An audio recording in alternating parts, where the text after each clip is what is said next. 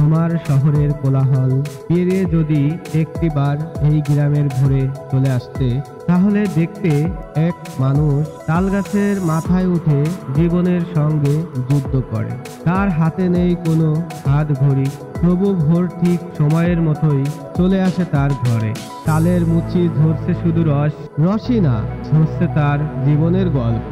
গল্পটি হচ্ছে একজন জীবনের সাথে যুদ্ধ করে যে আমাদের মুখে একটু রস তুলে দেয় তাকে নিয়েই। মাঘ মাসের শেষ ভাগ, ভোর ভোর কুয়াশায় ঘেরা চারপাশ, পাখিরা ডেকে উঠেছে ধীরে ধীরে। ঠিক তখনই ঘরের দরজাটা খুলে বেরো হলো আফতাব কাকা।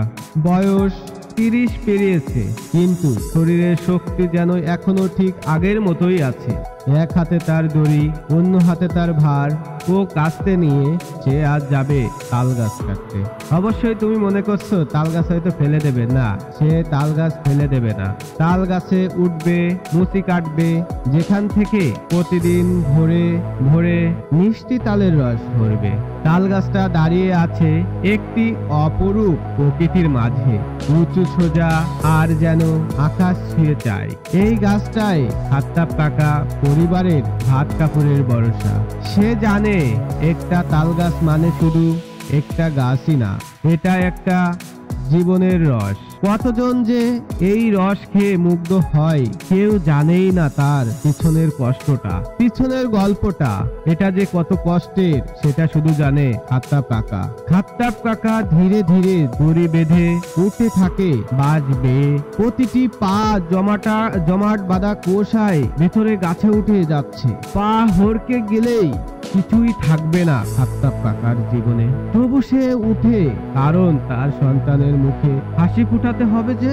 এজন্যই সে ঠিক প্রতিদিনই তার ভোরে সে গাছে ওঠে। তার স্ত্রী ফজিলা খালা নিচে দাঁড়িয়ে থাকে প্রতিদিন, হাতে এক হাড়ি আর চোখে প্রার্থনার ছায়া। যে আফতাব কাকা যে উপরে যাচ্ছে গাছের উপরে, তার জন্য সবসময়ের জন্যই খালা প্রার্থনা করে নিচে দাঁড়িয়ে, কেননা কখন যে কোন দুর্ঘটনা ঘটে আসে এটাই খালা ভাবতে থাকে। উপরে উঠে তাল গাছের ডগায় কোপ দিয়ে কাটে মুচি আফতাব কাকা। একটা ভার বসিয়ে দেয় সেখানেই, সেখান থেকেই রাতভর রস ঝরবে। আর এটাই সকাল হলে দেখা যাবে ভার গেছে ভরে, আর সেটাই ভরে সে নিয়ে নামিয়ে আসবে। এই রসেই তৈরি হবে গ্রামের সেই বিখ্যাত পিঠা, গ্রামের সেই বিখ্যাত তালের পায়েস। তাছাড়া তো গুড় থাকলোই, এছাড়া ইত্যাদি রকমের বিভিন্ন গ্রামের ঐতিহ্য জিনিস তৈরি হয় এই তালের রস দিয়ে, এই তালের গুড় দিয়ে। এটা আসলে আমরা যারা শহরে অঞ্চলে থাকি তারা আসলে এগুলো বুঝতেই পারি না যে আসলে এদের কতটা কষ্টের পিছনে আমরা এগুলো খেয়ে থাকি। একদিন রাতে ঝড় উঠলো হঠাৎ করে, আকাশ কালো, বাতাস পাগল, আর আফতাব কাকা তখন গাছে দড়ি কেটে যাচ্ছে একটু একটু করে। নিচে ফজিলা খালার কান্না। সে সময় গ্রামের দুইজন তরুণ দৌড়ে আসে, একজন তার ছেলে। তারা ধরে ফেলে দড়ি, টেনে ধরে কাকাকে, প্যানে বেঁচে দেয় আফতাব কাকা। আর তখনই সে বলে, তাল গাছ শুধু রস দেয় না, জীবনের শিক্ষাও দেয়। কষ্টের দড়ি কখন যে যায় ছিঁড়ে তা আগে থেকেই বোঝা যায় না। তাই আজও আফতাব কাকা রোজ ভোরে তাল গাছে উঠে, তার হাতে দড়ি, ভার আর চোখে স্বপ্ন।